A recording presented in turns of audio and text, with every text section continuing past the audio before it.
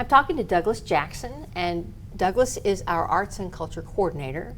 Thank you for joining me today. We want to talk about Welcome to Roanoke Art, the exhibit right here in this hallway.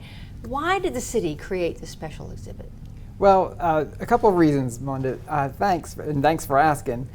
We had a space on the 4th floor of the Municipal Building outside council chambers, and it could use some color. Okay. That's one reason. The other is when we hang art in public spaces, it does a number of things. It makes the place more beautiful, but especially in a public space, it gives us something to reflect on. And with this exhibit, we wanted to reflect on how we are as a community, specifically how we're welcoming, compassionate, and we have a really diverse community. So we had Welcoming Week that was kicking off on September 10th, and September 10th through 19th. And to recognize that, we asked the community for images that show us as welcoming and compassionate in a diverse community. Doug, I'm curious, who was invited to submit art, and then how did we make those selections? Well, we basically asked the community. So we put it in our newsletter, we put it online and on social media, and we said it's open to all ages, all experience levels, but it was a pretty quick turnaround time. We gave folks about a month. And so and we also said that either existing work or new work was welcome. Yeah. And we asked for it to be framed, so a lot of artists looked at their work and said, what work do I have that meets this theme? Yeah. And then who actually made the selections for the hall? So we had a panel. First, we have a 15-member volunteer arts commission, and of that, we have a collections committee of all volunteers. And then we added some other people from the community to round it out. And they had a good time looking at the art and selecting. We were able to use most art from everyone who submitted. We couldn't accept every piece that artists submitted, but we got a great mix. So for viewers who don't know, tell them where this is. So we are on the 4th floor of the Municipal Building, right outside the council chambers. Okay. And how long will this display be up? People can come and see it. Yeah, we're going to keep this up for 10 months. So we'll take it down in about June of 22.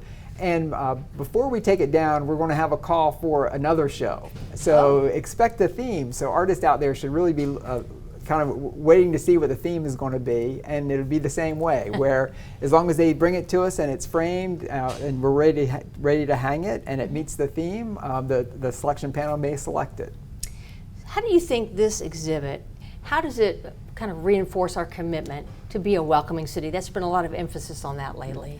How does that fit in? Yeah, I think it's, we asked the artists that too when they brought the art, and how their art either reflected the compassion of a community or the sense of welcomingness.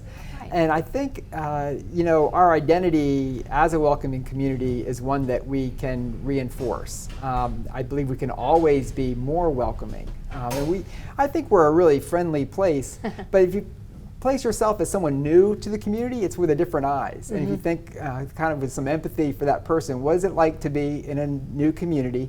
Perhaps you don't speak the same language. Right. And then if you put yourself in their place, we can always be a little bit more welcoming. So even just thinking about it and looking at an image and thinking, well, how does this portray us?